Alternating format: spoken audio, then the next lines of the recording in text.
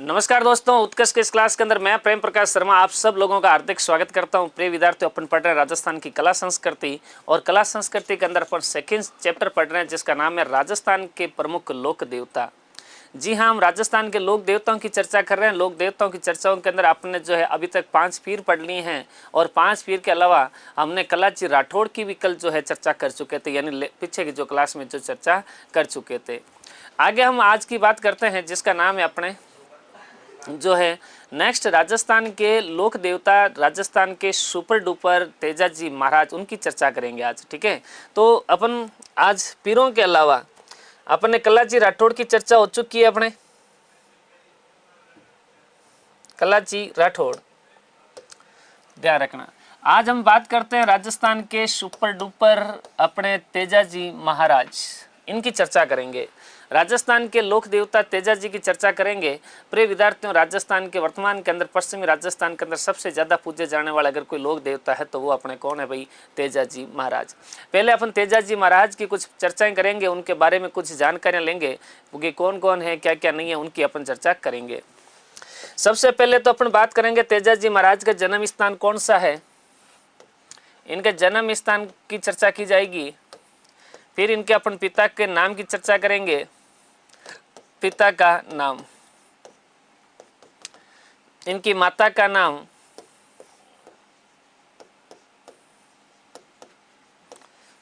इनकी पत्नी का नाम, पत्नी का नाम, गुरु का नाम, गुरु का नाम, और एक इनकी घोड़ी की चर्चा करेंगे अपन, घोड़ी का नाम। यहाँ तक आप एक आधार कार्ड बना लीजिए। तेजाजी महाराज का परिचय पत्र। तेजाजी महाराज जिनका जन्म होता है 1130 ईस्वी 30 विक्रमी संवत है, 30 विक्रमी संवत, ईस्वी सन करोगे तो 1073 ईस्वी आएगा। नागौर जिले के एक जागीर है जिसका नाम है खरनाल। खरनाल जागीर जो वर्तमान के अंदर नागौर जिले में है, यहाँ पर इनका जन्म होता है। यहाँ पर इनका क्या होता है? जन्म होता है। हाँ जी, पिता का नाम इनके जो है वो है ताड़जी धोलिया, ताड़जी धोलिया, ताड़जी धोलिया। माता इनकी राजकंवरी है और कहीं कहीं पर आपको राम कंवरी भी मिलेगा, तो वो एक ही बात है।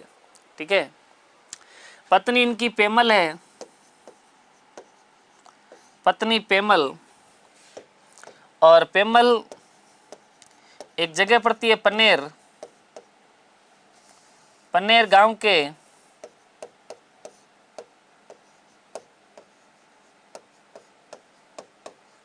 रायचंद मुता की बेटी, मुता की बेटी। इनके गुरु थे जिनका नाम था मंगलनाथ।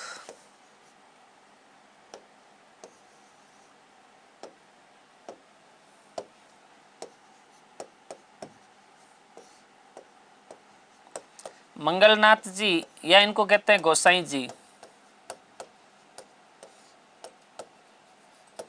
और इनकी घोड़ी का नाम था लिल्लण, या हम कहते हैं श्रृंगारी, या हम किसको क्या कहते हैं? श्रृंगारी कहते हैं। हम बात कर रहे हैं तेजाजी महाराज की। पहले अपन बात कथा सुनते हैं तेजाजी की एक्चुअल में कहानी इनकी क्या है क्या नहीं है। हम तेजाजी की चर्चा कर रहे हैं। तेजाजी का जन्म खरनाल जिले के अंदर नागौर जिले के खरनाल परगना में होता है और इनके पिता ताड़जी धोलिया थे, माता इनकी राजकंवरी थी। प्यारे विद्यार्थी, इनके बारे में कहा जाता है कि जब तेजाजी छोटे ही थे, 3-4 साल के होंगे, उस समय की बात है। क्लास मेरी रोज ही होती है, आप सही पता नहीं होगा, रोज इस टाइम में क्लास होती है, पिछले 5-7 दिन से हो रही है। ठीक है ना। तो तेजाजी 3-4 साल के थे, छोटे थे। तेजाजी के मम्मी पापा ताड़जी और अपने माता राजकंवरी ये कार्तिक स्नान करने के लिए राजस्थान के पवित्र स्थान पुष्कर गए हुए थे। और ऐसा कहते हैं कि वहाँ पर एक रुके हुए थे और उसी जगह पर उसी जगह पर मतलब जो है अपने पनेर गांव के रायचंद जी मुथा भी अपनी फैमिली के साथ आए हुए थे। और उस समय छोटी सी पेमल थी, ज़्यादा थी नहीं, 2.5-3 साल की पेमल होगी, ये भी उनके साथ थी। तो उधर रायचंद जी भी मतलब जो है वहाँ कार्तिक स्नान करने के लिए पुष्कर आए हुए थे। इधर ताड़ जी भी गए हुए थे, इनके साथ पूरी फैमिली थी दोनों की। ताड़ जी और रायचंद जी दोनों एक ही जगह रुके हुए थे और एक ही जगह 5-7 दिन तक रुके। तो भाई इनमें अच्छी खासी क्या हो गई थी, दोस्ती हो गई। और अच्छी खासी दोस्ती हो गई तो कहा कि भाई आप धोलिया जाट हो, मैं मुथा जाट हाँ, और अपन क्या जगह दोस्ती है, अपनी जो ये दोस्ती है उस दोस्ती को क्यों नहीं अपन रिश्तेदारी में बदल देते हैं। तो ऐसा कहा जाता है कि कार्तिक पूर्णिमा के दिन ही तेजाजी महाराज की पुष्कर के अंदर जो है पेमल के साथ शादी कर दी जाती है। शादी होने के बाद तेजाजी को लेकर के ताड़ जी आ गए इधर अपने खरनाल, और वो पैसा पेमल छोटी थी इसलिए वापस लेकर चले गए कहाँ पे, अपने पनेर गाँव। दोस्तों तेजाजी बड़े हुए, कहते हैं कि तेजाजी की एज लगभग 30 साल की हो गई थी। उस समय की बात है कि अपने बारिश का मौसम था, जेठ आषाढ़ वो अपने मौसम था। इस महीने के अंदर जब राजस्थान, पश्चिम राजस्थान में बारिश का दौर शुरू होता है, तो उस समय तेजाजी घर पे विश्राम कर रहे थे, सो रहे थे। तो तेजाजी की माता राजकंवरी आती है और आकर कहती है कि बेटा, पूरे गांव के लोग खेतों की बुआई कर रहे हैं और आप हो कि मतलब जो है घर में आराम से सो रहे हो, आप भी अपने खेत जाओ, बीज लेके जाओ, हल लेके जाओ और जाकर के खेत की बुआई करो। माता राजकंवरी के कहने पर कहते हैं कि तेजाजी महाराज अपने सुबह जल्दी ही घर से निकलते हैं, बेल हल वगैरह लेकर के और खेत की बुआई शुरू करते हैं। ऐसा कहते हैं कि तेजाजी आवड़ी, जानते हो आवड़ी मतलब खेत होता है, ठीक है ना, 12 कोस की आवड़ी जोतते थे, खरनाल से लेकर के मुंडो तक। भाई ऐसी जमीन पड़ी थी खूब, पट्टा वट्टा किसी का होता नहीं था वहाँ पे। तो 12 कोस की आवड़ी जोतते थे, एक हल लेके जाते, 12 कोस से वापस लेके आते, ठीक है ना, इतनी बड़ी जमीन थी। तो तेजाजी खेत की बुआई कर रहे थे। तेजाजी की भाभी थी भाई लगते में, और कहते हैं कि तेजाजी खेत की बुआई कर रहे थे तो भाभी साहब खाना लेके आती थी। लेकिन अब आज भाभी साहब खाना लेके आने में हो जाती है लेट, और लेट हो जाती है तो भाई साहब कहते हैं कि तेजाजी भूखे प्यासा तो थे, काम कर रहे थे खेत के अंदर। तेजाजी गुस्से हो जाते हैं, और गुस्सा हो जाते हैं तो तेजाजी अपने भाभी साहब को 1-2 डायलॉग सुना देते हैं। अब दोस्तों आपको ही पता है कि भाभी साहब कभी किसी का जो है डायलॉगे सुनती नहीं है।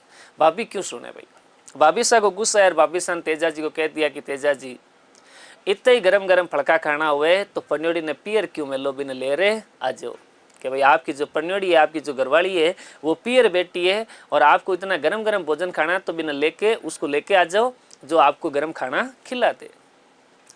ये बात जैसे ही कही और तेजाजी का दिमाग खिसक गया, और दिमाग खिसकते तेजाजी ने कहा भाभी साहब मेरी शादी हो गई है क्या? कि हाँ वो तो आपकी छोटी अवस्था के अंदर भी शादी कर दी गई। तो कहा कि फिर ठीक है भाभी साहब ये रखो आपका अपना भोजन, और तेजाजी आज भोजन करेला तो पन्योड़ी का हाथ को ही करेला। और तेजाजी गुस्से के अंदर भाई साहब घर पे आते हैं, घर पे आकर के अपने बेल एल बांध करके बीज वगैरह सब हल रख करके माता राजकंवरी को कहते हैं कि मम्मी फटाफट बताओ कौन सी दिशा है, कौन सा गांव है, किसकी बेटी है? आज तेजाजी जवेला और विनलेर आवेला। माता राजकंवरी कहती है कि बेटा बहू ने घरे लावा तो सब ले रहा, सुबह मोर तो ले रहा, बिना मोर थोड़ी लेके आऊंगे। कहा कि नहीं नहीं, मैंने तो आज मतलब जो है भाभी साहब को कमेंट्स मार दिया है, और अब तो मैं जाऊंगा और उनको लेके आऊंगा। माता राजकंवरी गांव के पंडित के पास जाती है और पंडित जी को जा करके कहती है कि पंडित जी लड़का जिद कर रहा है ससुराल जाने के लिए, बहू को लाने के लिए, तो अभी कोई ढंग का कोई मुहूर्त हो तो मुझे बता दो। पंडित जी ने अपना पंचांग खोला, पंचांग खोल करके पंडित जी कहते हैं कि माता इस समय तो अपने कोई शुभ मुहूर्त नहीं है, और इस समय तो अगर आप मतलब अपने बच्चे को ससुराल नहीं भेजो तो ही ठीक है, और अगर बंदा चला भी गया ना, तेजाजी खुद को कहते हैं पंडित जी के तेजाजी इस समय नहीं जाओ तो फायदा में हो, अगर जाओगे तो वापस मुझे नहीं लगता है कि आप आओगे, क्योंकि मुझे तो इस पंचांग के अंदर आपकी इस धरती के ऊपर भाई साहब जगह जगह देवलियाँ नजर आ रही है। देवलियाँ मतलब मूर्तियाँ। तेजाजी को बड़ा गुस्सा आया। तेजाजी का पंडित ये फालतू के अंदर बातें कर मत, और मुझे जाने दे, मुझे मेरी घरवाली को लेके आना है, ठीक है, और वापस मैं लेके आता हूँ, फिर देखना तुझे और तेरे पंचांग को किस प्रकार मैं वापस खरनाल से आने तो दे मुझे ससुराल जाके। पंडित जी ने कहा कि तेजा जी मैं इसमें कुछ नहीं कर सकता, जो पंचांग कह रहा वो बात है, मेरे पास और कोई बातें नहीं है। तेजा जी पंडित जी की बात नहीं मानते हैं और तेजा जी अपने घर से रवाना हो जाते हैं। घोड़ी लीलन को लेकर के रवाना होते हैं। लीलन अब ससुराल जाएंगे तो भाई लीलन का श्रृंगार करेंगे, इसीलिए अपने को नाम मिलता है लीलन श्रृंगारी। वैसे ऐसी थोड़ी घोड़ी लेके जाओगे, ससुराल जा रहे हो, गाड़ी भाई साहब बंदा घोड़ी को श्रृंगार करके लेके जा रहा है। तेजा जी रवाना हुए घोड़ी लीलन को लेकर के और कहते हैं कि जैसे भाई साहब तेजा जी घर से निकले और सामने भाई साहब एक कुंवारी कन्या रोती हुई आती है। कुंवारी कन्या रोती हुई आती है तो तेजा जी ने कहा यार मामला तो गड़बड़ है, और अपने जो है भाई कुंवारी कन्या रोती हुई है मतलब अपशकुन होता है, भाई कहीं जा रहे हो और सामने कुंवारी कन्या रोती हो जाती है तो क्या मानते हैं अपन, अपशकुन मानते हैं। लेकिन तेजा जी ने कहा यार कोई बात नहीं, जो है वो छोड़ो पर दिमाग के अंदर। तेजा जी गांव से बाहर खरनाल से निकलते हैं, सामने कुछ महिलाएं कांकड़ से खेतों से मतलब जो है अपने ये जो लकड़ियां वगैरह चुन करके आ रही थी, लकड़ियां लेके आ रही थी। तेजा जी ने कहा यार मामला और गड़बड़ है, शगुन तो और खराब हुए हैं। खरनाल पार कर रहे थे बॉर्डर, और उस समय बिल्ली रास्ता काटती है, और जैसे ही बिल्ली रास्ता काटती है तेजा जी कहते यार मामला तो पूरा का पूरा गड़बड़ में है, लेकिन कोई बात नहीं, हरि करे सो खरी है। भगवान की इच्छा के आगे किसी की इच्छा चलती नहीं है, अपन तो भगवान के ऊपर भरोसा करेंगे। और तेजा जी घोड़ी लीलन को लेकर के पनेर गांव पहुंच जाते हैं। भाई पनेर गांव पहुंचे थे, शाम का टाइम था, थोड़ा बहुत अंधेरा हुआ होगा, और पनेर जाकर के वहां से पूछते हैं कि भाई रायचंद जी मुथा की घर कौन सा है, हवेली कौन सी है। तो रायचंद जी गांव के जागीरदार थे पनेर गांव के, तो उन्होंने कहा भाई वो सामने जो आपको हवेली नजर आ रही है वो रायचंद जी की है। घोड़ी लीलन पर बैठे बैठे तेजा जी रायचंद जी की पोल के आगे चले गए।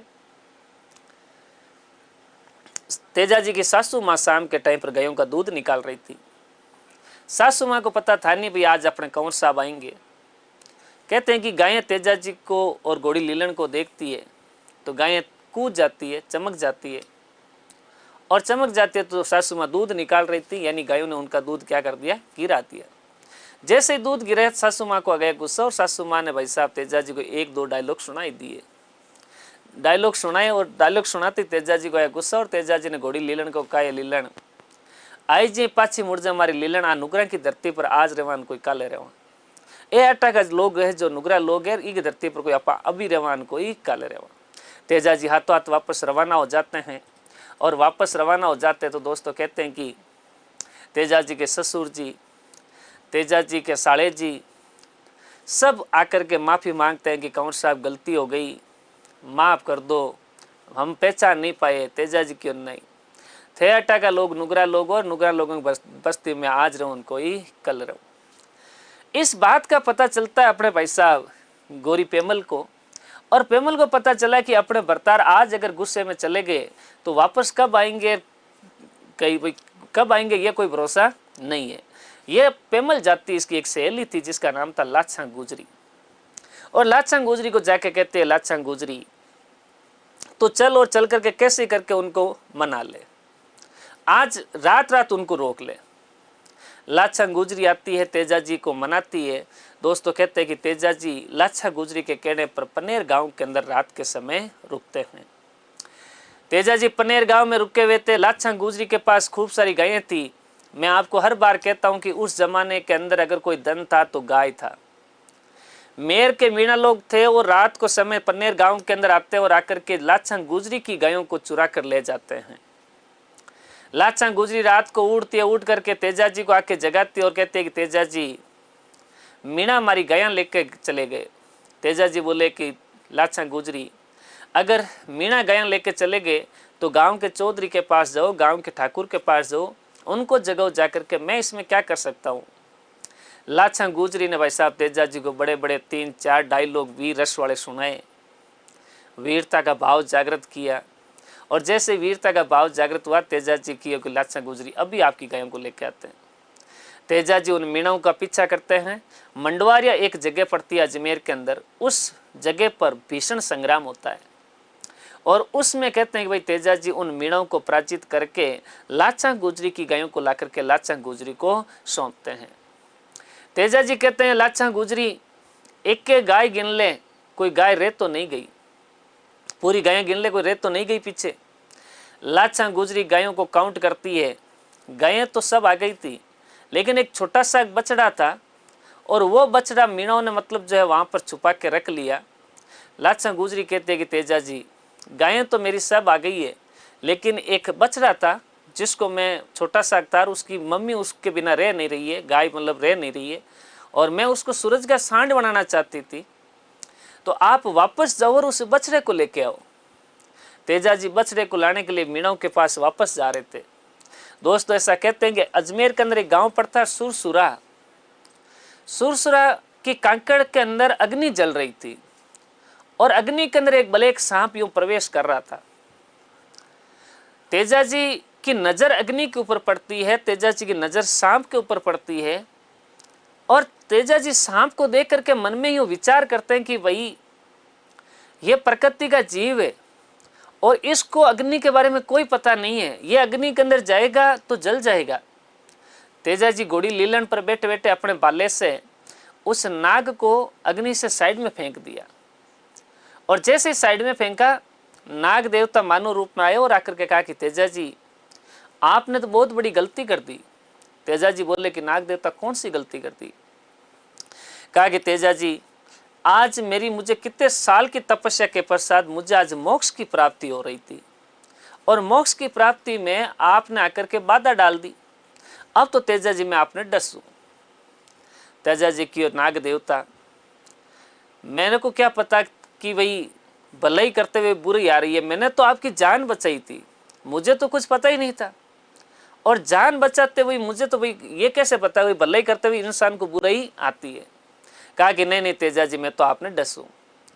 तो कहा कि नाग देवता अगर आपको डसना ही है तो मैं पहले लाचा गुजरी को वचन दे के आया हूं कि उसका बछड़ा मीणों से लेके आ जाता हूं और बछड़ा ला करके उसको दे देता हूं, और फिर मैं आपकी बम्बी पे आता हूं और आप मुझे क्या कर लेना, डस लेना।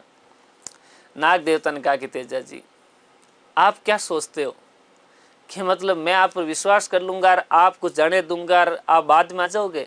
नहीं, मैं तो तेजा जी अभी का अभी मतलब जो है आपको डसूंगा।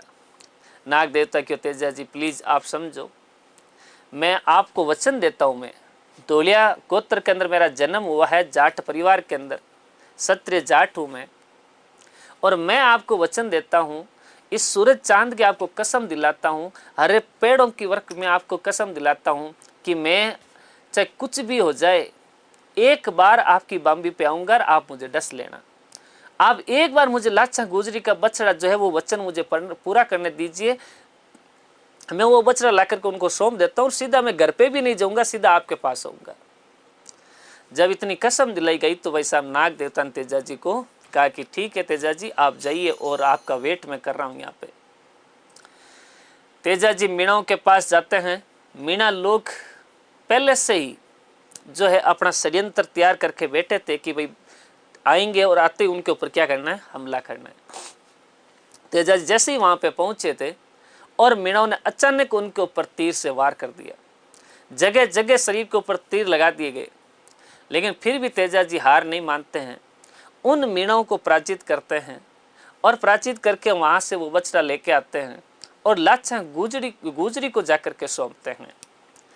लाचा गुजरी को बछड़ा देकर के तेजा जी वापस वहां से सीधा अपने सांप की बाम्बी पे आते हैं और सांप को आकर के कहते हैं कि नाग देवता मैं आ गया हूं और आप मुझे डसिए। नाग देवता ने कहा कि तेजा जी मैंने आपको माफ किया, आप आगे, यही बहुत बड़ी बात है। मेर अजमेर के अंदर जगह पड़ती है, मेर के मीणा लोग अजमेर की जगह पड़ती है, मेरवाड़ा, ठीक है ना। तो आप आगे हो इसलिए ठीक है और आपको मैंने माफ कर दिया, आप अपने वचन के पक्के हो, जाओ तेजा जी आप मतलब जो है आप वापस चले जाओ। तेजा जी ने कहा कि नहीं नाग देवता आपको मैंने वचन दिया है, आपको मैंने सौगंध दिलाई है, आपको मुझे डसना पड़ेगा। नाग देवता ने कहा तेजा जी मैंने कह दिया नहीं, आप जाओ और मैं आपको अब नहीं डसूंगा। तेजा जी ने कहा कि नहीं नाग देवता आपको डसना पड़ेगा। तब नाग देवता कहते हैं तेजा जी आपका पूरा शरीर खून से भरा हुआ है और खून से भरे हुए शरीर पर मैं डसता नहीं हूं। आपका शरीर का कोई ऐसा हिस्सा मुझे अभी नजर नहीं आ रहा है जहां पर खून नहीं लगा है। तेजा जी कहते हैं कि नाग देवता, मेरे शरीर का एक भाग है जहां पर बिल्कुल खून नहीं है, वो है मेरी जीभ। तो आप मेरी जीभ के ऊपर डसो। नाग देवता कहते हैं कि तेजा जी के जिद पर, आपने तेजा जी की कहीं पर भी मूर्ति देखी होगी, घोड़ी लीलन के ऊपर बैठे हुए हैं तेजा जी, बाला नीचे किए हुए हैं, उस बाला के नाग लपेटा खा रहा है और नाग लपेटा खाता हुआ जीभ के ऊपर डसता हुआ अगर कोई मूर्ति है तो वो अपने भाई साहब राजस्थान के लोक देवता तेजा जी की है। तेजा जी को नाग डसता है। नाग डसने के बाद तेजा जी, नाग देवता तेजा जी को कहते हैं कि जिंदगी में आज पहली बार एक धोलिया जीता है और कालिया हारा है, यानी मेरी पराजय हुई है और आप क्या कर गए, जीत गए हो। जैसे नाग देवता डसते हैं और डसने के बाद वहां पर एक राइका था जिसका नाम था आसु देवासी। तेजा जी आसु देवासी को बुलाते हैं और कहते हैं कि आसु देवासी, आप पन्नेर गांव जाओ, जाकर के पेमल को मेरा यह संदेश दे देना। आसु देवासी भाई साहब कहते हैं कि आते हैं और पन्नेर गांव में पेमल को यह संदेश देते हैं। कहते हैं कि तेजा जी ने अपनी घोड़ी लीलन को मतलब कहा था कि लीलन, घर जाकर के मम्मी को, भाभी को मेरा प्रणाम कहना, बहन को, और मैं जो है जा रहा हूँ। दोस्तों कहते हैं कि जैसे पेमल को ये समाचार मिला, पेमल भागती हुई आती है और पेमल बाद के अंदर अपने पति तेजा जी के साथ अग्नि का वर्ण करती है, यानी कि अग्नि के अंदर सती होती है। तेजा जी को लेके क्या होती है, सती।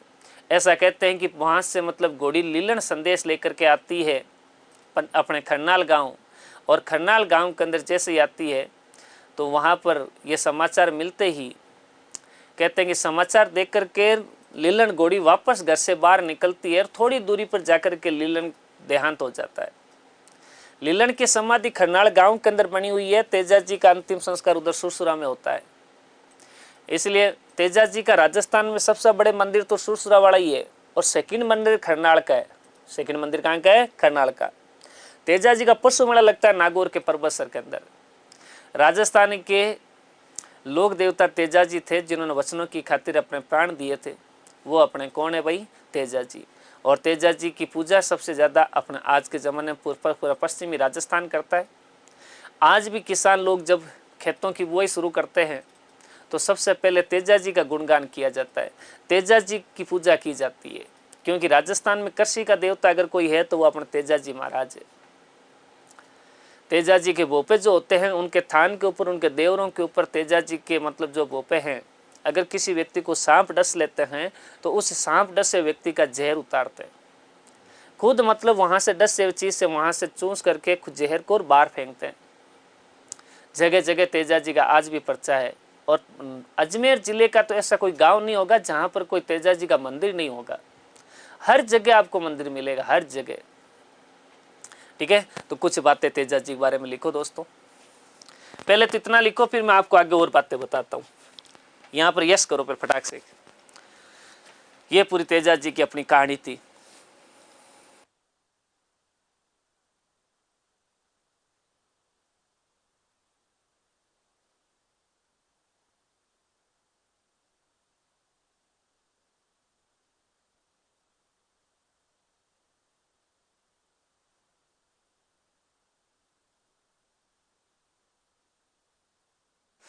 ओके, चल लिखो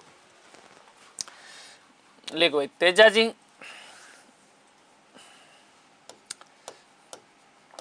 लाछा गुजरी की, लाछा गुजरी की गायों की,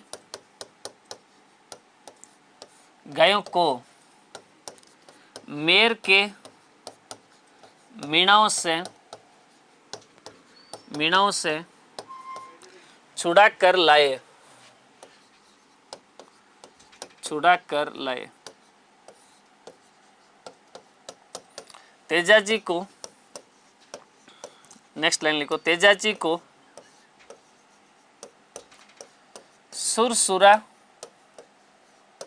सुरसुरा जगह पड़ती है अजमेर में। सुरसुरा नामक स्थान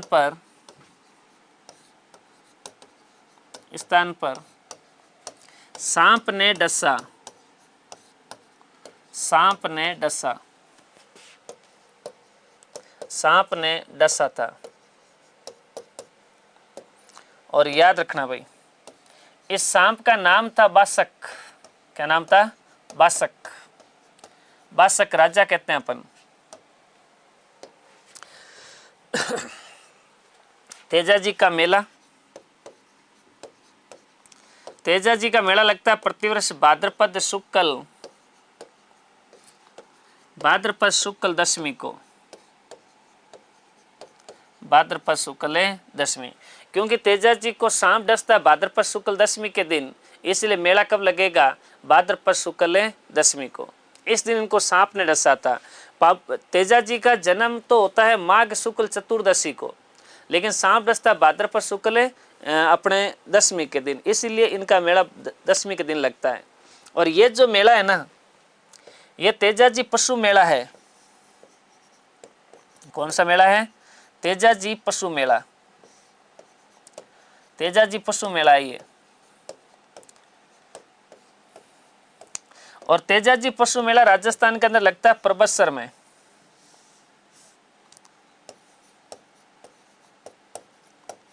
परबतसर।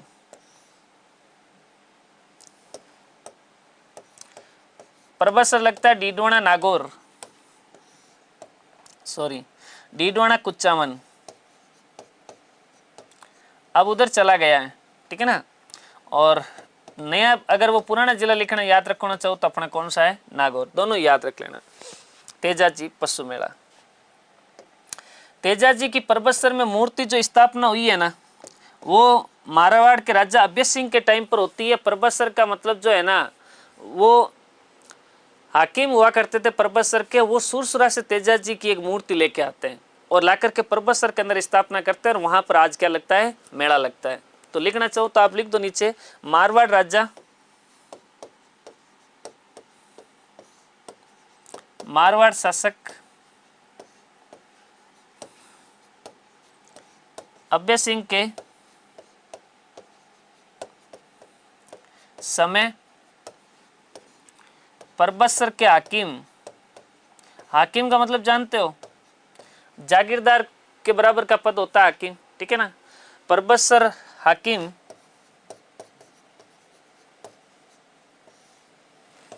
सुरसुरा से, सुरसुरा से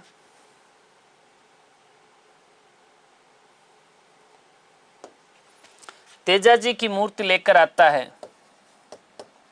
तेजाजी की मूर्ति लाकर परबतसर में स्थापित करता है।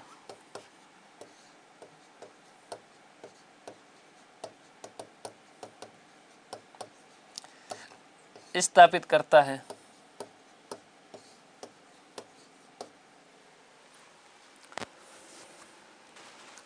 ठीक है, तो ये यहां तक लिखो, फिर आगे और चलते हैं अपन। तेजाजी के बारे में कुछ महत्वपूर्ण तथ्य और पढ़ेंगे।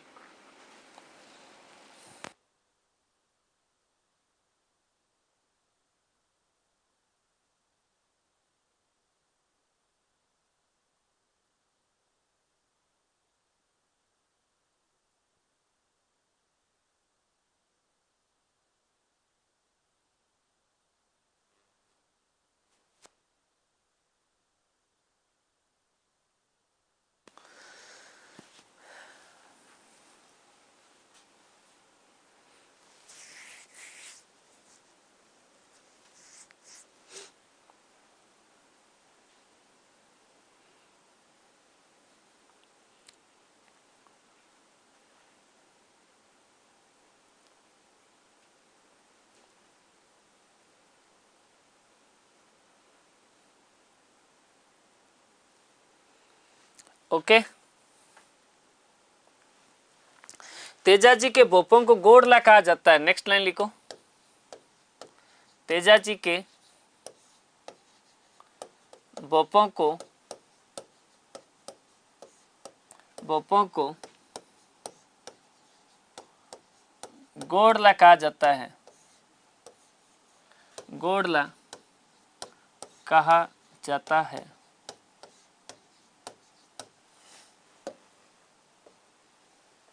तेजाजी के बोपों को गोडला कहा जाता है। और याद रखना, तेजाजी का पुजारी कुमार जाति से होता है, पुजारी कुमार होता है। तेजाजी के बोपे सर्पदंश व्यक्ति का इलाज करते हैं।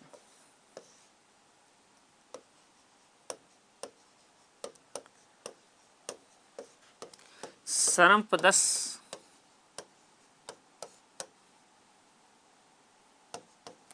व्यक्ति का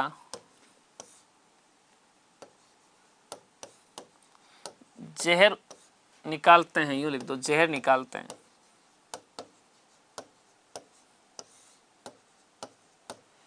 ठीक है, और याद रखना,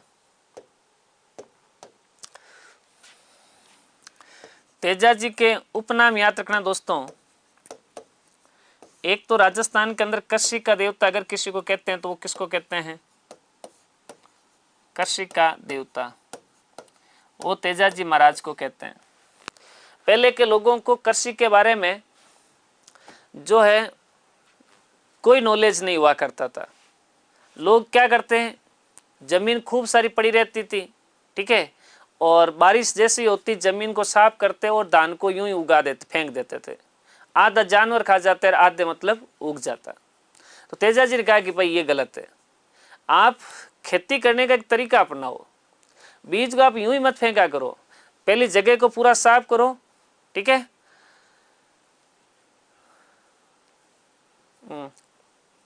और दूसरा, उस जगह को साफ करने के बाद बारिश के समय अपने हल से खेत को मतलब जो है ना अंदर बीज जो है जमीन के अंदर बीज जाना चाहिए।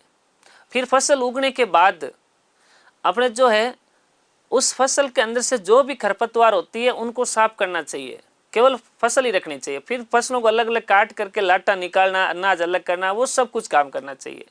तो सारी की सारी कृषि की तकनीक देने वाले अगर कोई लोग देवता तो वो अपने कौन है? तेजाजी। इसलिए राजस्थान के किसान आज भी सबसे पहले किसकी पूजा करता है? तेजाजी की। तो राजस्थान में कृषि का देवता किसको कहते हैं भाई? तेजाजी को। एक याद रखना, इनको कहते हैं काला बाला का देवता, काला बाला का देवता। काला सांप होता है, श्रमदस व्यक्ति का इलाज किया जाता है, ब्लैक सांप को लोग काला, ठीक है। और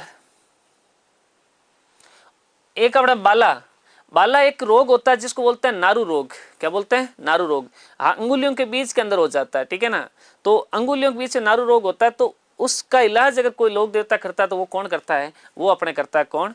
अपने तेजाजी, काला बाला का देवता। एक इनको कहते हैं गोरक्षक देवता, गोरक्षक देवता। भगवान शिव के अवतारी, शिव के अवतार, ये सब किसको कहते हैं? तेजाजी महाराज को।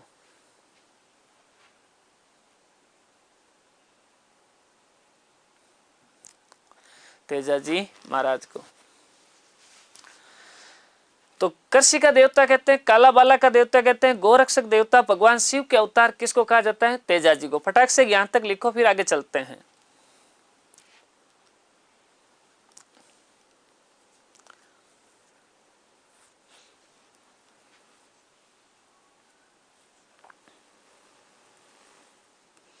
फिर तेजाजी के कुछ मंदिर हैं भाई। तेजाजी क्या है? मंदिर। तो लिखो तेजाजी के प्रमुख मंदिर, तेजाजी के प्रमुख मंदिर। तेजाजी का एक मंदिर तो है जिसका नाम है खरनाल गांव, और खरनाल गांव कहां पड़ता है? नागौर में। एक मंदिर अपने परबतसर, परबतसर अपने डीडवाना कुचामन,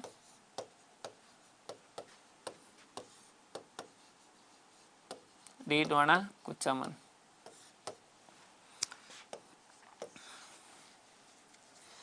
एक है सुरसुरा,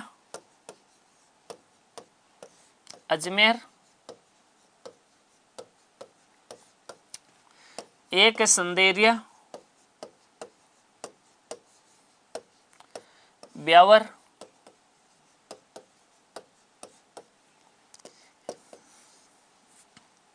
एक है बाउता, अजमेर, और एक है अपने बासी दुगारी,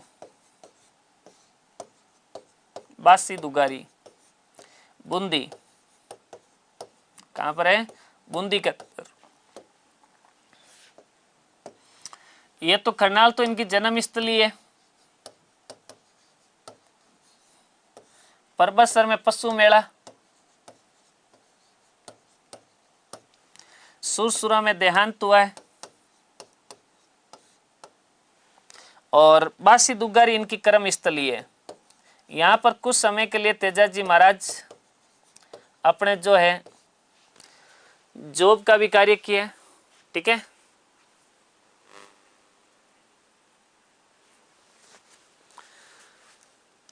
ठीक है, तो इनकी क्या है, ये कर्म स्थली है। फटाक से लिख दिया। चलो फिर आगे बढ़ते हैं अपन।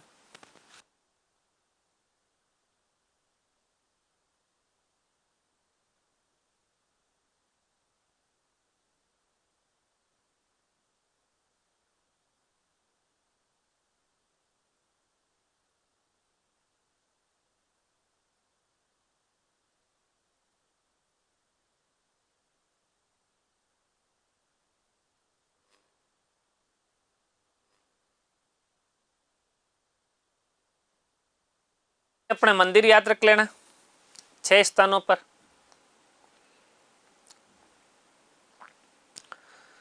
फिर अपन आगे चलते हैं। और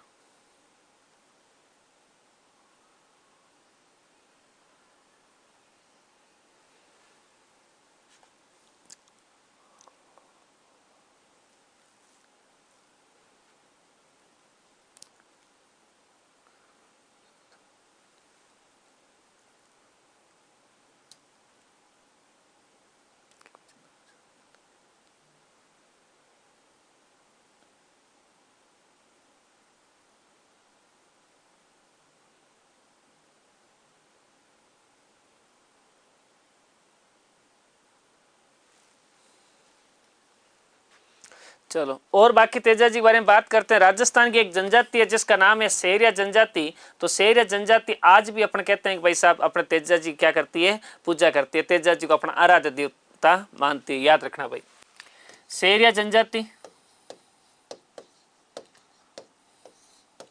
के लोग, सेरिया जनजाति के लोगों के आराध्य देव, आराध्य देव तेजाजी है। कौन है?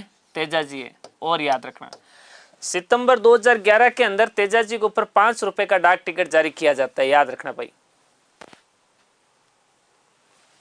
सितंबर 2011 में तेजाजी पर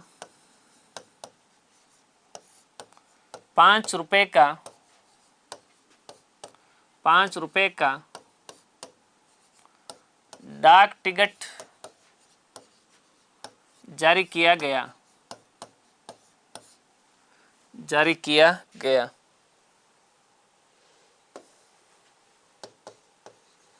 जारी किया गया। और याद रखना घोड़ी लीलन पर, लीलन पर लीलन एक्सप्रेस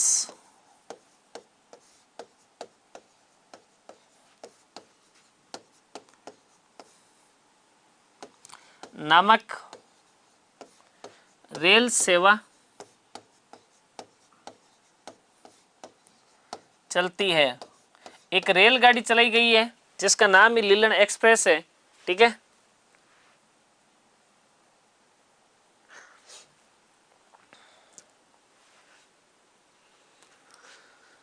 शेर जनजाति कुल देवी, शेर जनजाति कुल देवी अपने चौथ माता है, एक जोगनिया माता है, दोनों ही मानते हैं, ठीक है ना। अपन पढ़ेंगे जनजातियां टॉपिक, वहां पर जरूर आएगा। और राजस्थान के जितने भी लोक देवता हुए ना, उनमें ज्यादातर लोक देवता अपने गायों की रक्षा की खातिर ही वीर गति को प्राप्त हुए, 70% लोक देवता है। तो मेहा gene, Pabu gene, Teja gene, ठीक है ना, सब मतलब जो है अपने बिग्गा जीन, ठीक है। तो ये अपने राजस्थान के अंदर जो है गायों को, मतलब गायें उस समय मतलब जो है ना, गाय एक धन हुआ करती थी और लुटेरे गायों को लूट के लेके जाते थे, तो उनको बचाने की खातिर लोगों ने मतलब क्या दिया है, बलिदान दिया है, जो आज अपन घर घर पूछते हैं उनको, ठीक है ना। तो ये चलो आगे बढ़े, लिख दिया ये भाई अपने तेजा जी सुपर डुपर जो है आपके कंप्लीट हो गया। सब आ जाएंगे, देवनारायण जी पर भी आ जाएगा, ठीक है। आप थोड़ा पढ़ने का ध्यान दीजिए, ज्यादा कमेंट्स मत लिखिए। लिख लिया आप, ये बताओ मुझे। ओके, नेक्स्ट अपन बात करते हैं राजस्थान के लोक देवता देव नारायण जी। देव नारायण जी कौन से लोक देवता है, देव नारायण जी। देव नारायण जी की चर्चा करते हैं अपन, ठीक है। देव नारायण जी जिनका जन्म स्थान, एक तो ये याद रखना है कहां पर इनका जन्म हुआ है, जन्म स्थान। एक इनका वास्तविक नाम क्या था, कुछ परिचय अपन फटाक से लिखना पड़ेगा, बाकी अपन बाद में बातें करेंगे। एक इनके पिता का नाम,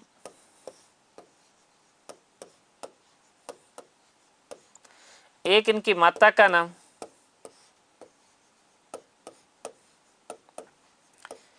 पत्नी का नाम,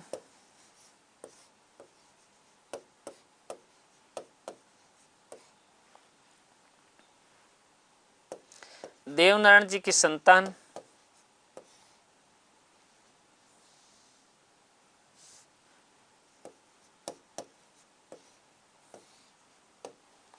देवनारायण जी के सहयोगी,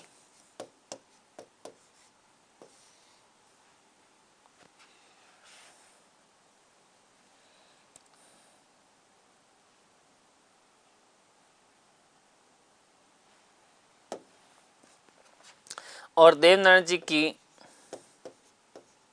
घोड़ा का नाम। कुछ चीजें अपन अभी यहाँ पर जो है शॉर्ट करेंगे, क्या क्या है। पहले तो इनका पूछा गया जन्म स्थान। इनका जन्म होता है 1243 के अंदर, एक जगह पड़ती है मालासेरी, और मालासेरी आसिंद को कहते हैं भाई, आसिंद भीलवाड़ा के अंदर जन्म हुआ है। ये कुछ परिचय लिख लीजिए पहले, फिर इनके बारे में अपन बातें करेंगे, ठीक है, ठीक है। वास्तविक नाम इनके उदय सिंह थे, उदय सिंह। पिता का नाम सवाई भोज बगड़ावत है।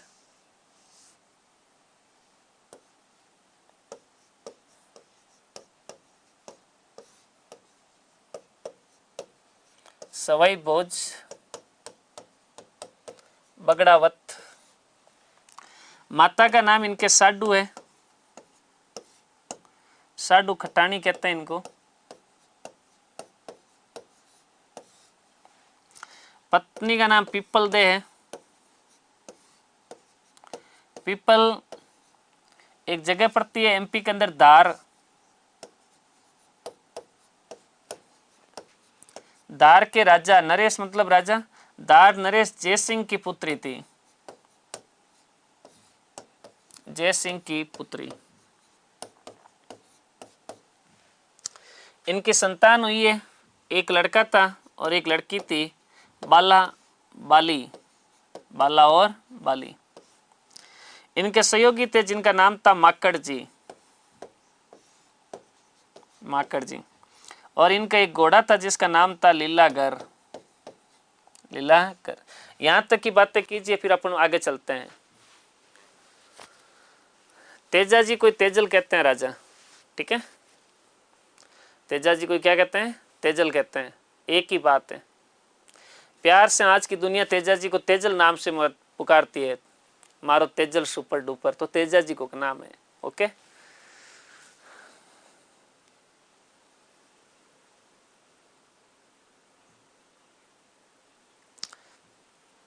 साडू।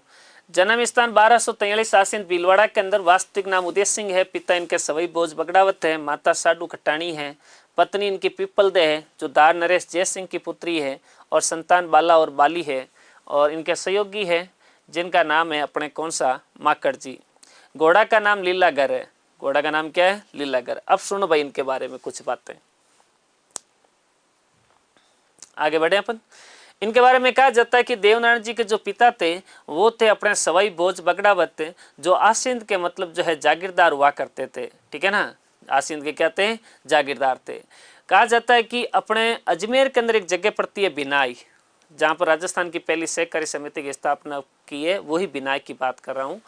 उस बिनाई का एक राजा था जिसका नाम था अपने दुर्जन साल। दुर्जन साल और सवाई भोज बगड़ावत ये अच्छे खासे मित्र थे। दोनों क्या थे? दोस्त हुआ करते थे। और कहते हैं कि सवाई भोज के टोटल 24 भाई थे, यानी सवाई भोज से 23 बड़े भाई और थे। सवाई भोज और दुर्जन साल के बीच में विवाद का जो मुख्य जो विषय था वो था मालवा की एक राजकुमारी जिसका नाम था राजमती। ऐसा कहते हैं कि राजमती के माता पिता पहले राजमती की सगाई करते हैं अपने दुर्जन साल के साथ, बिनाई के राजा दुर्जन साल के साथ।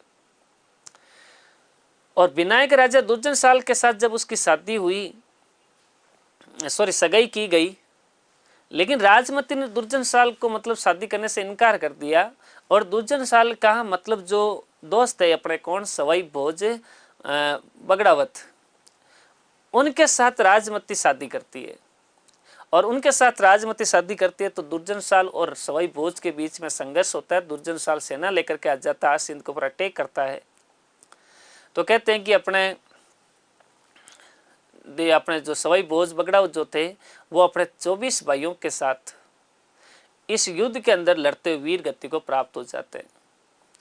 दुर्जन साल से सवाई भोज लड़ते वीर गति को प्राप्त हो गए तो इस बात का पता साडू खट्टाणी को चलती है। साडू खट्टाणी अपने जो है देवनारायण जी उस समय छोटे ही थे, 2 साल के होंगे मेरे हिसाब से। तो उस समय कहते हैं कि देवनारायण जी को लेकर के अपने पियर चली जाती है, देवास एमपी में जगह पड़ती है मध्य प्रदेश में, वहाँ चली जाती है।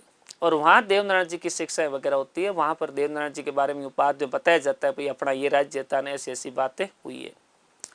तो देवनारायण जी जब बड़े हुए तो उन्होंने अस्त्र और शस्त्र का ज्ञान प्राप्त किया। और ज्ञान प्राप्त करने के बाद उन्होंने अपनी वहाँ से सेना लेकर के आए और आकर के दुर्जन साल को पर अटैक किया। और बिनाई के राजा दुर्जन साल को पराजित करते हैं। और पराजित करने के बाद जब बिनाई पर देवनारायण जी का अधिकार हो गया तो देवनारायण जी ने बिनाई की जो रियासत है वो रियासत देवनारायण जी का एक भाई और था जो सौतेला भाई कह सकते हो, सवाई भोज की अन्य रानी का बेटा था जिसका नाम था मेहंदू। उस मेहंदू को बिनाई का राजा बना देता है। बिनाई की सत्ता प्राप्त की देवनारायण जी ने, बिनाई का मेहंदू को राजा बनाया है।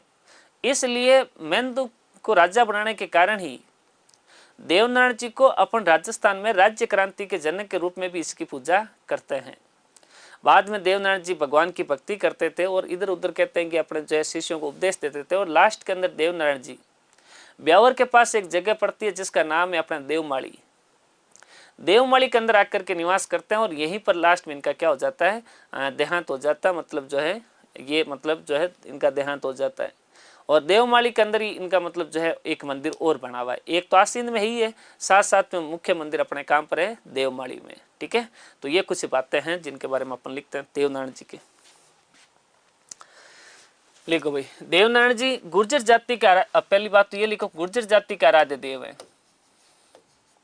गुर्जर जाति के आराध्य देव, गुर्जर जाति के आराध्य देव।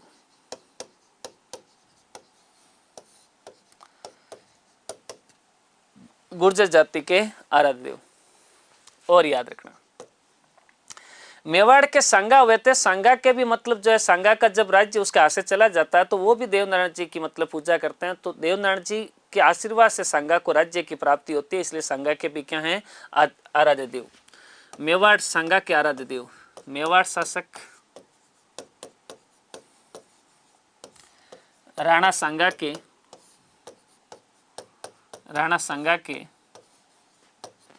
आराध्य देव,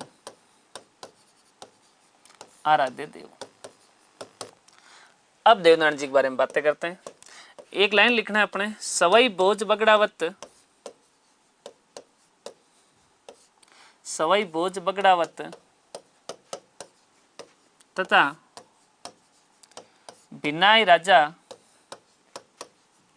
बिनाई शासक दुर्जन साल के मध्य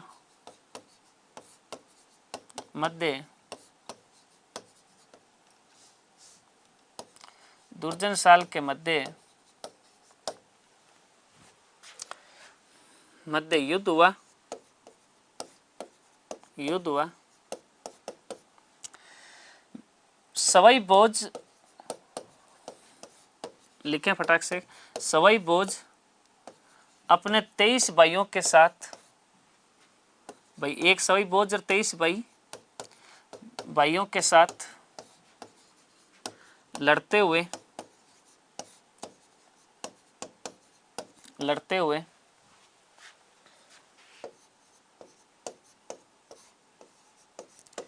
वीर गति को प्राप्त हुए। युद्ध का कारण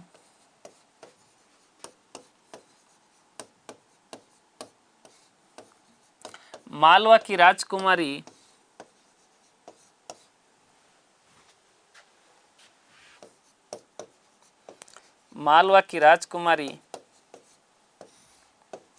राजमती थी,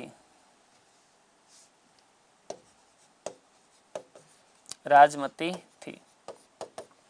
लिखो फिर और कुछ बातें लिखते हैं। बोपे किससे कहते हैं? बोपे मतलब पुजारी, जो उनकी पूजा करते हैं, ठीक है ना, उनको बोपे कहते हैं।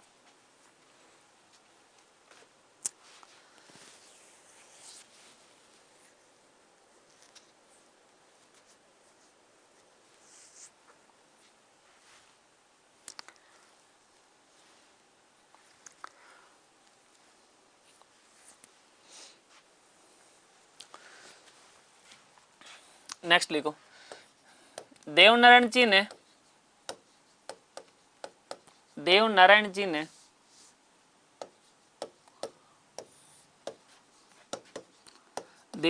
ने बिनाय राजा बिनाय शासक दुर्जन साल का वध किया,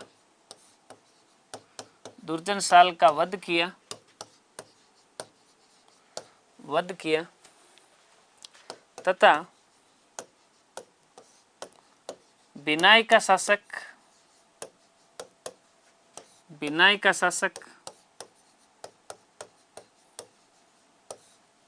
अपने भाई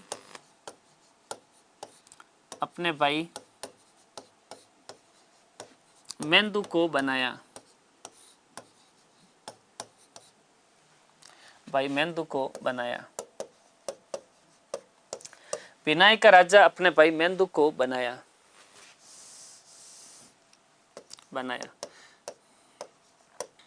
अतः देवनारायण जी को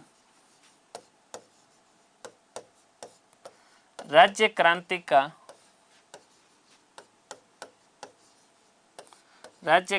का जनक कहा जाता है, जनक कहा जाता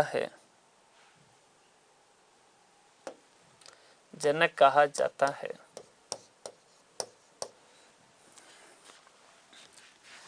देवनारायण जी जीवन के अंतिम समय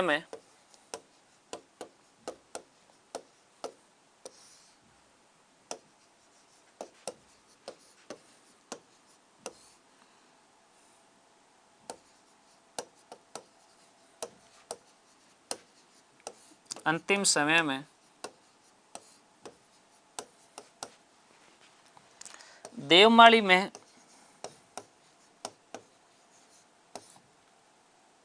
ब्यावर में बिताते हैं।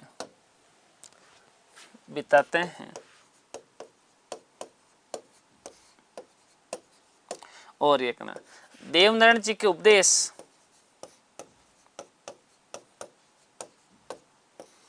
देवनारायण जी के उपदेश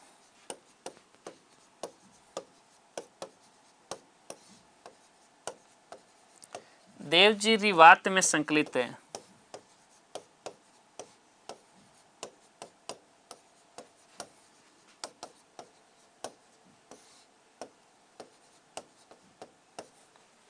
देव जी री बात में संकलित है। और देवनारायण जी ने अपने शिष्यों का पहला उपदेश दिया था जोधपुरिया धाम के अंदर, अभी पढ़ेंगे अपन वहां पे, ठीक है ना। और इन्होंने अपने कहा कि भाई मंदिर के अंदर जो है ना मूर्ति पूजा नहीं करनी है, इसीलिए देवनारायण जी के मंदिरों में कई मतलब जो है ना मूर्ति नहीं होती है, ठीक है। वहां पर ईंटें रखी जाती है। क्या रखी जाती है? ईंटें। और वहां पर प्रसाद वगैरह ऐसा कोई भोग नहीं लगता है, अपने नीम के पत्ते चढ़ाए जाते हैं। नीम सभी वृक्षों के अंदर सबसे बेस्ट वृक्ष माना जाता है शरीर के लिए, ठीक है। नीम के पत्ते खाने से मतलब बहुत सारी शरीर की बीमारियां क्या होती है? दूर होती है, याद रखना। चलो लिख दिया यहाँ पर तक, फिर आगे कुछ और बातें लिखूँ आपको।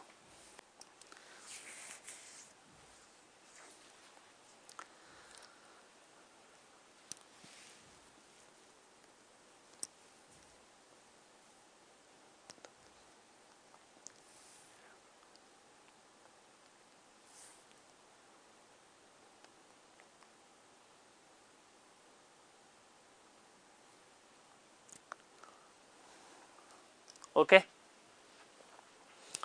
आगे बढ़े। चलो देवनारायण जी के बारे में और लिखो बातें। इनके मंदिर में नीम के पत्ते चढ़ाए जाते हैं, ईंटों की पूजा होती है। देवनारायण जी के मंदिर में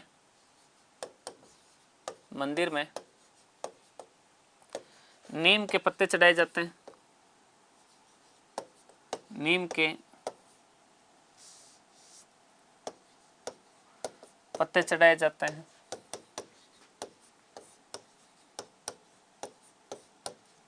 तथा ईंटों की पूजा होती है, ईंटों की पूजा होती है, ईंटों की पूजा होती है। ये याद रख लेना भाई, कौन से लोग देवता है जिनके मंदिर में ईंटों की पूजा होती है, तो अपने याद रखना भाई साहब, अपने जो है देवनारायण जी, ठीक है। देव जी की बात देव जी की है, ठीक है, याद रखना। नेक्स्ट, अच्छा देवनारायण जी के जो शिष्य होते हैं ना, ये देवनारायण जी का मतलब छाछ और राबड़ी का भोग लगाते हैं। भाई गुर्जर जाति के लोगों को वैसे गॉड गिफ्ट है, भगवान का दिया हुआ है, वो मतलब सबसे ज्यादा पशुपालक करते हैं, ठीक है ना। तो पशुपालन कार्य ज्यादा करते हैं, ठीक है ना। तो देव जी के जो अनुयायी हैं वो क्या करते हैं भाई, अपने छाछ और राबड़ी का क्या लगाते हैं? भोग लगाते हैं। लिख दो इनके अनुयायी, इनके मतलब देवनारायण जी के अनुयायी छाछ तथा राबड़ी का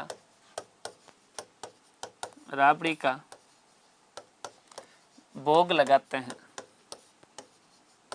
भोग लगाते हैं। और याद रखना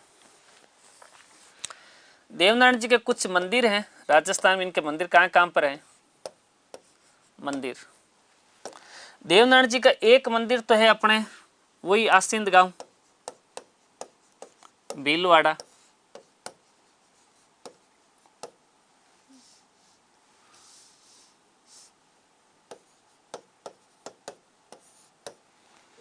एक मंदिर है देवमाली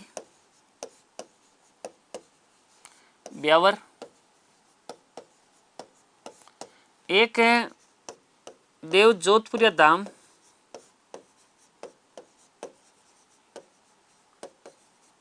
देव जोधपुरिया धाम,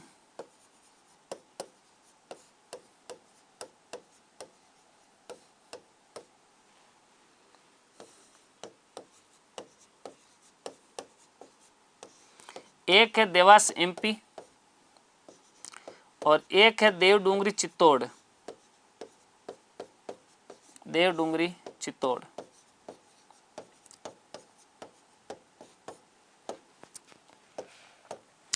यह तो इनका जन्म स्थान है आसिंद, यहां पर इनका देहांत हुआ है देवमाली में। देव जोधपुर धाम में शिष्यों को उपदेश दिया, शिष्यों को उपदेश दिए। देवास एमपी के अंदर बचपन गुजरा, देवनारायण जी का बचपन गुजरा। और देवडूंगरी चित्तौड़ के बारे में कहा जाता है कि राणा जो है सांगा इस मंदिर का निर्माण करवाता है। कौन करवाता है? राणा सांगा। राणा सांगा इस मंदिर का क्या करवाता है? निर्माण।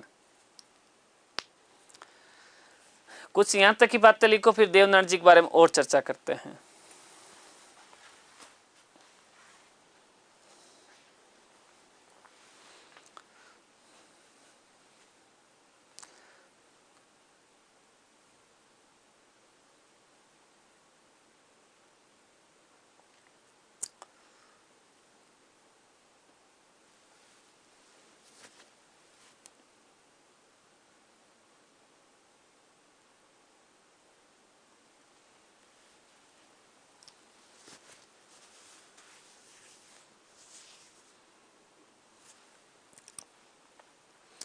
देवडूंगरी चित्तौड़।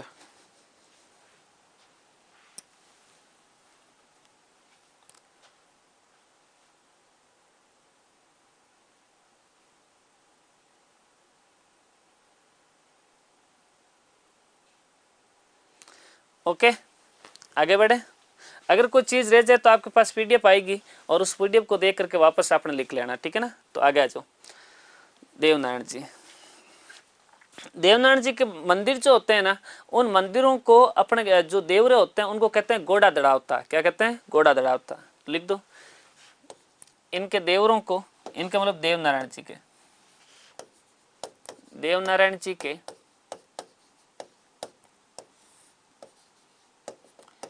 देवरा, देवरा मतलब मंदिर, मंदिर को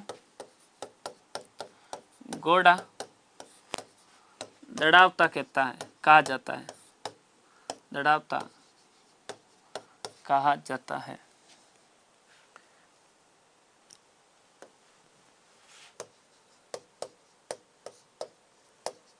दड़ावता कहा जाता है। और याद रखना, एक अपने देवनारायण जी की फड़, फड़ जानते ही हो वैसे, देवनारायण जी की फड़। फड़ मतलब वही राजस्थान के किसी भी लोक देवता जीवन समय घटनाओं का कपड़े पर चित्रण करना क्या कहलाता है? फड़। तो देवनारायण जी के जो फड़ है ना, इस फड़ के बारे में कहा जाता है कि राजस्थान की सबसे लंबी फड़ है, सबसे प्राचीन फड़ है, सबसे ज्यादा चित्रों वाली फड़ है, सबसे ज्यादा चित्र इसी के ऊपर बने हुए हैं। और सर्वाधिक प्रसंग अगर किसी फड़ में है तो वो किस में? देवनारायण जी के। और इनकी जो फड़ है उस फड़ को गुर्जर जाति के भोपे, कौन सी जाति के भोपे? गुर्जर। गुर्जर जाति के भोपे जंतर वाद्य यंत्र के साथ इसको बांधते हैं और कहते हैं कि इनके जो भोपे हैं वो कुंवारे भोपे होते हैं, वो ही बांधते हैं भाई, ठीक है ना। तो ध्यान रखना। राजस्थान में सबसे लंबी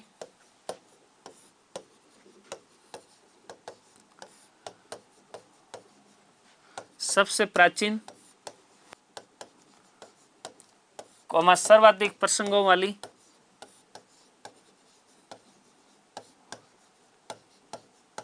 सर्वाधिक प्रसंगों वाली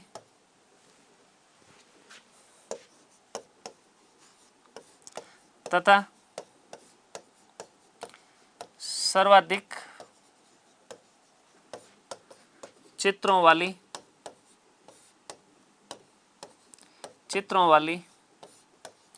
फड़ है।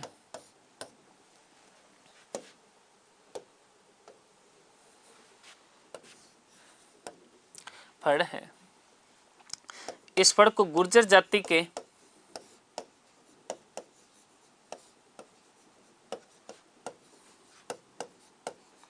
भोपों द्वारा जंतर वाद्य यंत्र के साथ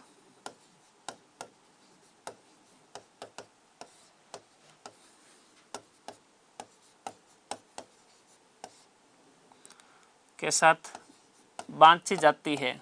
बांची मतलब पढ़ना, बांची जाती है। और याद रखना, फड़, देवनारायण जी की फड़ पर 1992 में ₹5 का डाक टिकट जारी हुआ है, जारी हुआ है। 1992 के अंदर ₹5 का डाक टिकट जारी हुआ है। राजस्थान की सबसे लंबी, सबसे प्राचीन, सर्वाधिक प्रसंगों वाली तथा सर्वाधिक चित्रों वाली फड़ है। गुर्जर जाति के भोपों द्वारा जंतर वाद्य यंत्र के साथ बांधी जाती है। फिर लिखो 1992 में ₹5 का डाक टिकट जारी हुआ। ₹5 का डाक टिकट जारी हुआ। देवनारायण जी के ऊपर अपने राजस्थान के साहित्यकार हुए श्रीमती लक्ष्मी कुमारी चुंडावत, और लक्ष्मी कुमारी चुंडावत ने देवनारायण जी की जीवनी के ऊपर एक किताब लिखी है जिसका नाम है बगड़ावत। क्या नाम है? बगड़ावत। तो लिख दो हेडिंग, श्रीमती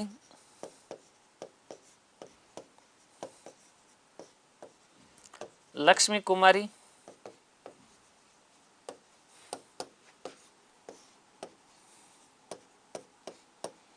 चुंडावत ने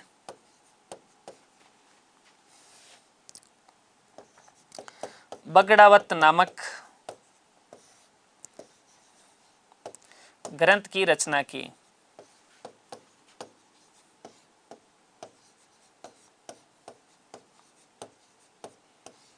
बगड़ावत नामक ग्रंथ की रचना की। बगड़ावत नामक ग्रंथ की क्या की है? रचना। श्रीमती लक्ष्मी कुमारी चुंडावत ने बगड़ावत नामक ग्रंथ की क्या की है? रचना। तो एक लाइन ये लिख दो, फिर आगे कुछ और बातें लिखते हैं देवनारायण जी के बारे में।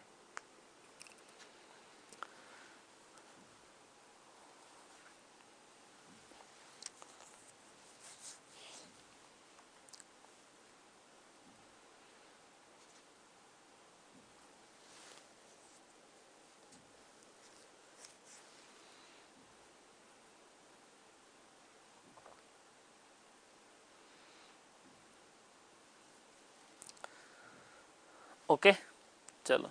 कहते हैं कि 2011 के अंदर ही अपने देवनारायण जी के ऊपर जो है ₹5 का डाक टिकट, देवनारायण जी के और तेजा जी के ऊपर, दोनों के ऊपर 2011 के अंदर ही मतलब जो है सचिन पायलट केंद्रीय मंत्री हुआ करते थे उस समय की मतलब जो है इनके ऊपर क्या जारी हुआ है? डाक टिकट जारी हुआ है। तो इनके ऊपर भी यही लिख देना, सितंबर 2011 को देवनारायण जी पर, यह देवनारायण जी पर है, ध्यान रखना हो, फड़ पर नहीं है। फड़ के ऊपर तो 1992 के अंदर हुआ, यह देवनारायण जी खुद के ऊपर है। देवनारायण जी की जो है वहां चित्र बना होगा उस डाक टिकट पर, ठीक है ना। देवनारायण जी पर ₹5 का डाक टिकट जारी हुआ या जारी किया गया।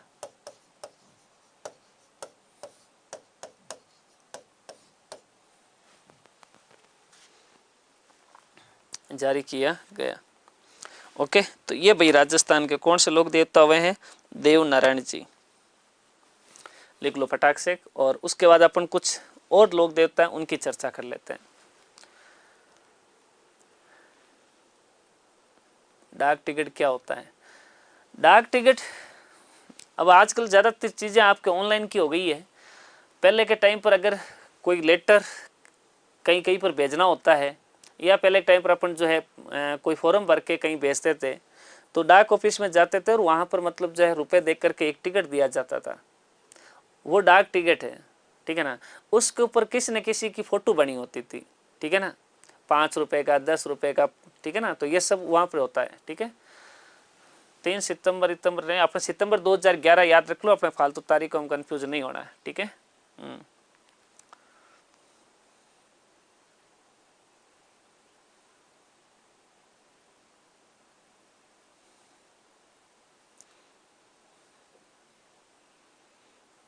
क्लास 10:15 बजे शुरू होती है, नोटिफिकेशन कैसे नहीं मिलता है, ठीक है। 9:15 बजे क्लास शुरू हो जाती रोज। ओके, तो ये अपने थे भाई राजस्थान के तेजा जी थे, और तेजा जी के साथ साथ अपना चर्चा कर लिया किसकी? देवनारायण जी की। अब कुछ आज की क्लास में छोटे छोटे अपन शुरू करेंगे। एक शुरू करेंगे सबसे पहले बाबा हरिराम जी। कौन सा है? बाबा हरिराम जी। बाबा हरिराम जी। नेक्स्ट लोक देवता लिखो बाबा हरिराम जी। बाबा हरिराम जी जिनका मुख्य मंदिर उनका वही है जहां इनका जन्म स्थान है, जोरडा गांव में है। और जोरडा गांव पड़ता है नागौर जिले में। जोरडा गांव कहाँ पड़ता है? नागौर जिले में। जोरडा गांव नागौर के अंदर बाबा हरिराम जी का क्या है? मंदिर है। लिखो फटाक से कुछ बातें हैं। जोरडा गांव नागौर।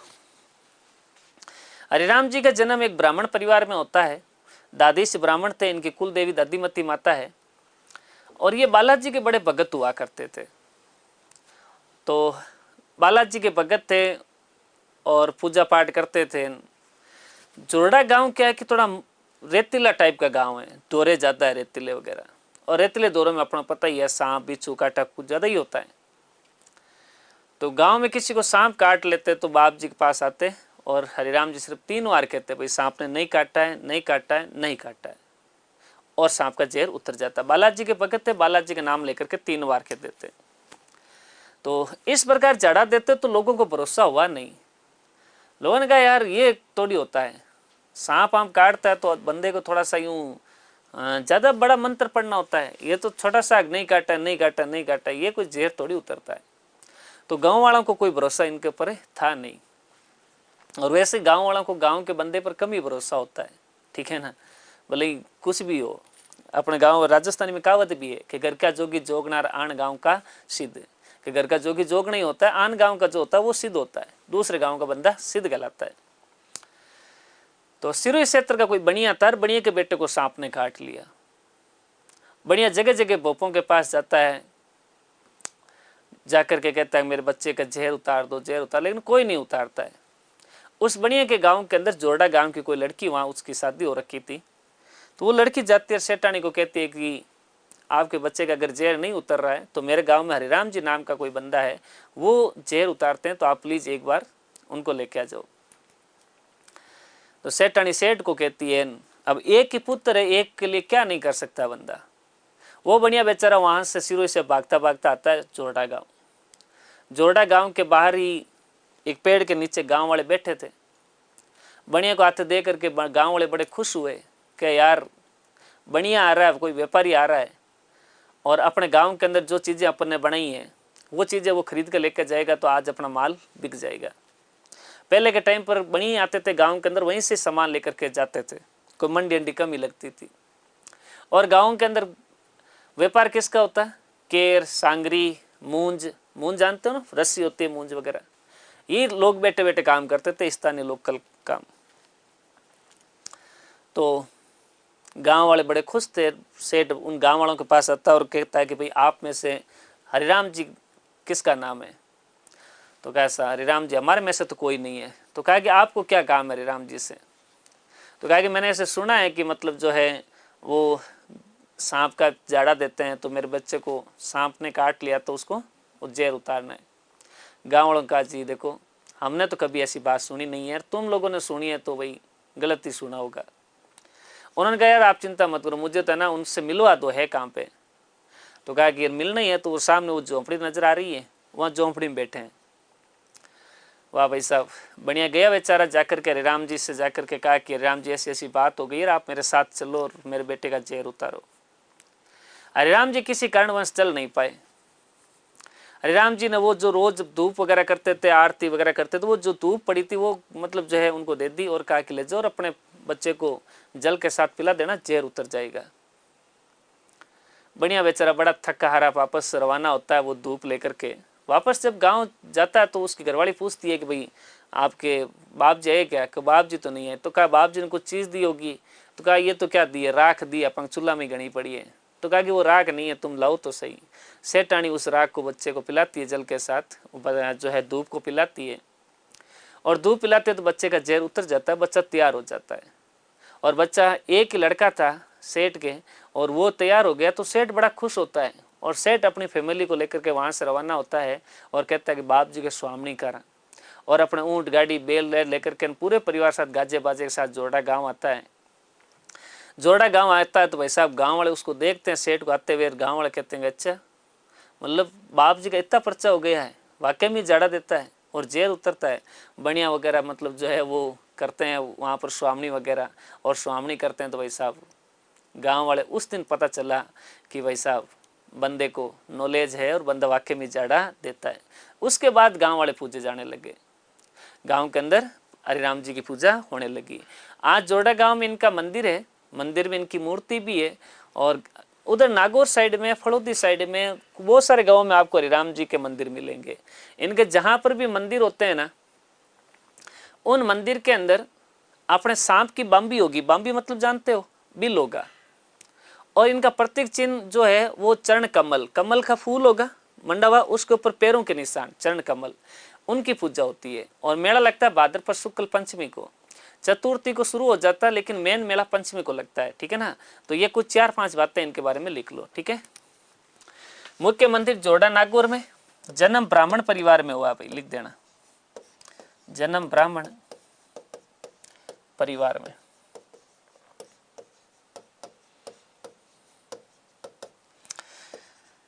इनका मेला लिख देना भाद्रपद शुक्ल पंचमी,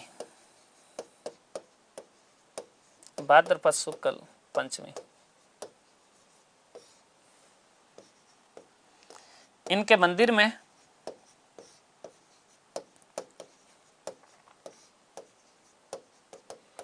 सांप की बाम्बी,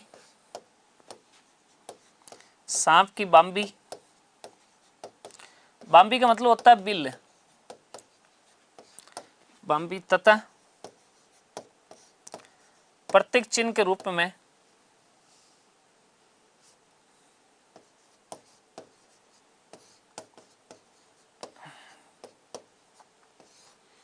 प्रतीक चिन्ह के रूप में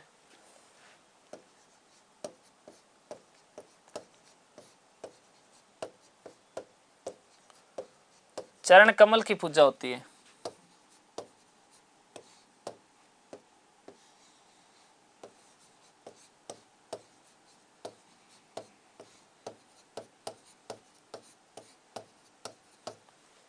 चरण कमल की पूजा होती है, चरण कमल की पूजा होती है। लिख दो फटाक से, ये बाबा हरि राम जी है भाई, ज्यादा नहीं, 4-5 बातें हैं, याद रखना। बाबा हरि राम जी, बाबा हरि राम जी।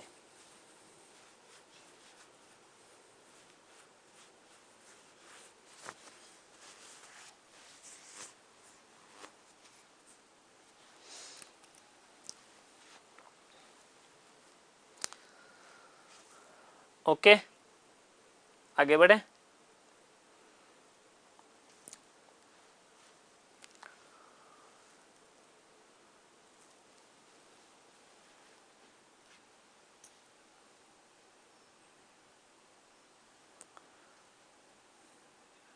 चलो नेक्स्ट अपन बात करते हैं अगले राजस्थान के लोक देवता जिनका नाम है वीर बिगाजी। क्या नाम है? वीर बिगाजी।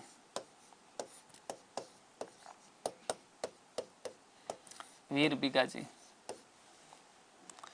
वीर बिगाजी जिनका जन्म स्थान और मुख्य मंदिर एक ही जगह है भाई। जन्म स्थान एक गांव पड़ता है रिड्डी गांव, रिड्डी बीकानेर, यही इनका मुख्य मंदिर है और यही इनका जन्म स्थान है। जाखड़ जाति का कुल देवता है ये, जाखड़ जाति के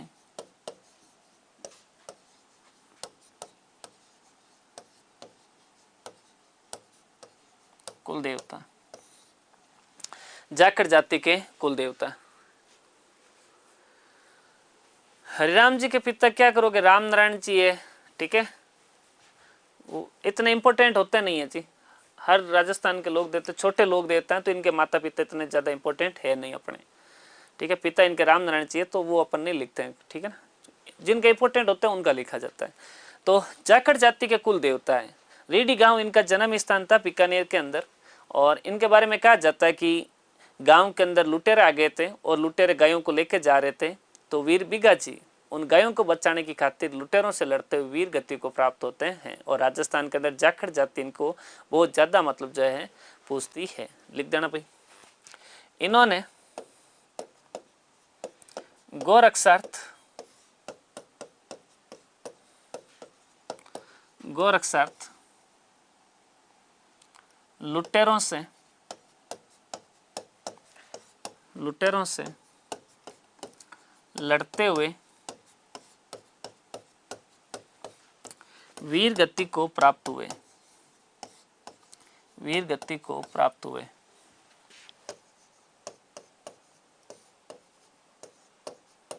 वीर गति को प्राप्त हुए।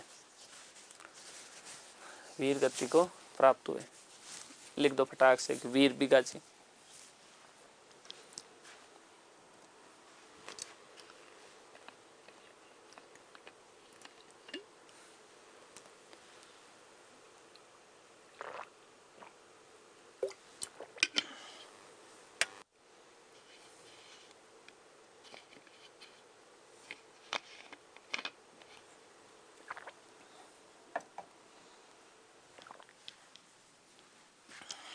ओके,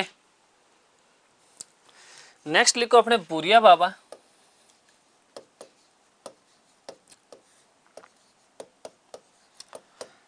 या गोमतेश्वर। गोमतेश्वर इनके जो मंदिर हैं एक तो प्रतापगढ़ में है, प्रतापगढ़, और एक है अपने सिरोही।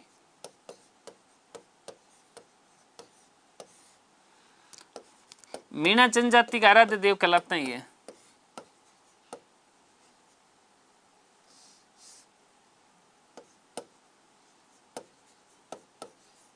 मीणा जनजाति के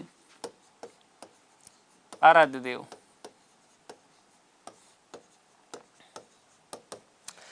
बुरिया बाबा मीणा जनजाति के आराध्य देव हैं और इनके मेले के अंदर मीणा जनजाति के लोग भी भाग लेते हैं और कहते हैं कि इनकी मतलब जो है मेले में अपने वर्दी का प्रवेश नहीं होता है, यानी पुलिस वाले वगैरह नहीं जाते हैं। तो सामाजिक मेला है तो वहाँ पर लोग ऑटोमेटिक अनुशासन में रहते हैं सारे के सारे, तो इस वजह से यहाँ पर पुलिस वाला नहीं आए तो भी चलता है, ठीक है ना, और कुछ नहीं है। लिखो बुरिया बाबा या गौतमेश्वर। नेक्स्ट अपने एक लोक देवता आते हैं मामा देव।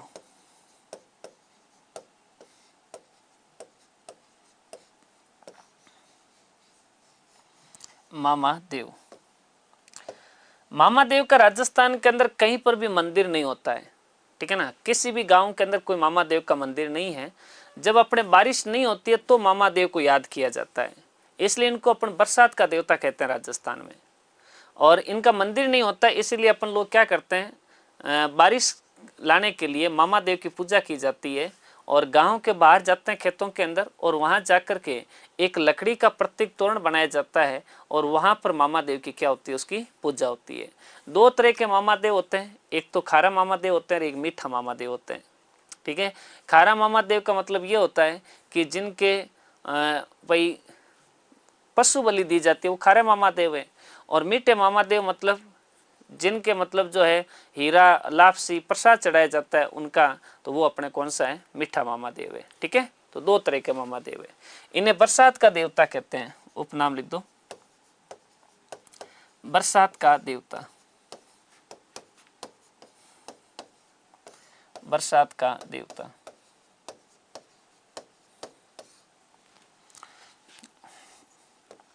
एक लिखना, इनकी पूजा गांव के बाहर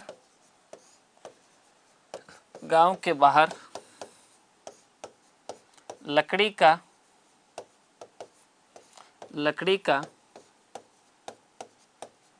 तोरण बनाकर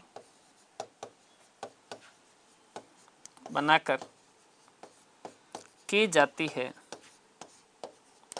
इनकी पूजा गांव के बाहर लकड़ी का तोरण बनाकर की जाती है, ठीक है। दो तरह के मामा देव हैं, एक मीठा मामा देव, मीठा मामा देव हीरा और लापसी का भोग लगता है। हीरा को हलवा कहते हैं अपन गांव में, हलवा। हलवा लापसी का भोग,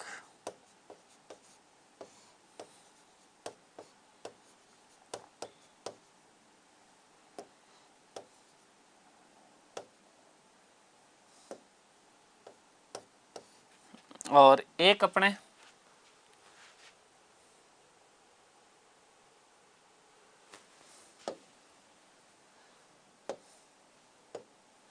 खारा मामा देव।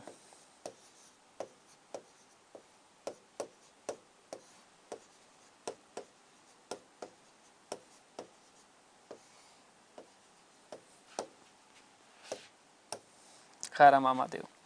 पशु बलि लगती है, पशु बलि, पशु बलि चढ़ाते हैं, पशु की बलि चढ़ाते हैं भाई, पशु बलि चढ़ाते हैं। दो तरह के मामा देव होते हैं, एक तो मीठा मामा देव और एक कौन सा है, खारा मामा देव। मामा देव लिख दो फटाक से, फिर आगे चलते हैं।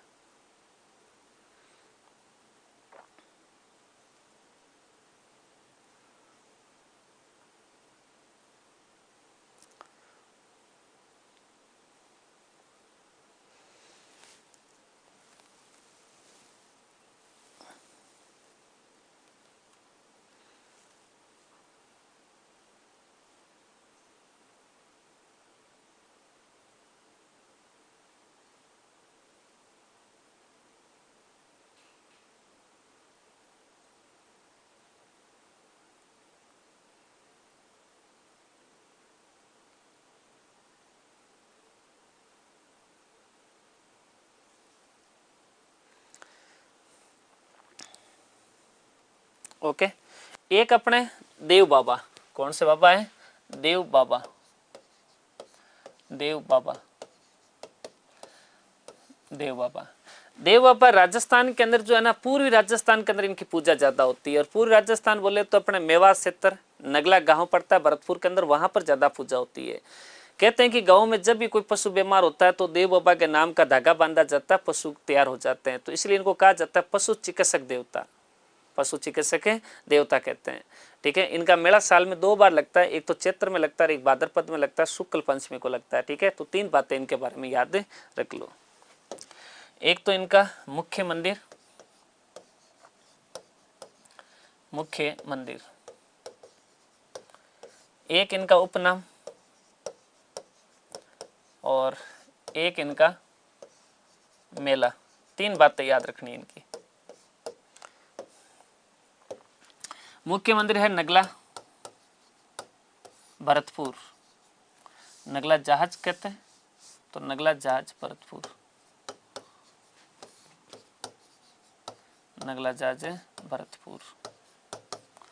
उपनाम पशु चिकित्सक देवता, पशु चिकित्सक देवता। और मेला वर्ष में 2 बार,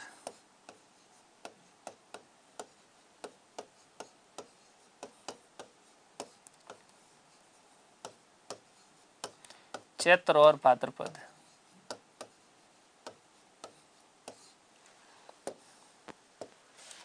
शुक्ल पंचमी, दोनों की कौन सी पंचमी है, शुक्ल पंचमी, चैत्र शुक्ल पंचमी और भाद्रपद शुक्ल पंचमी।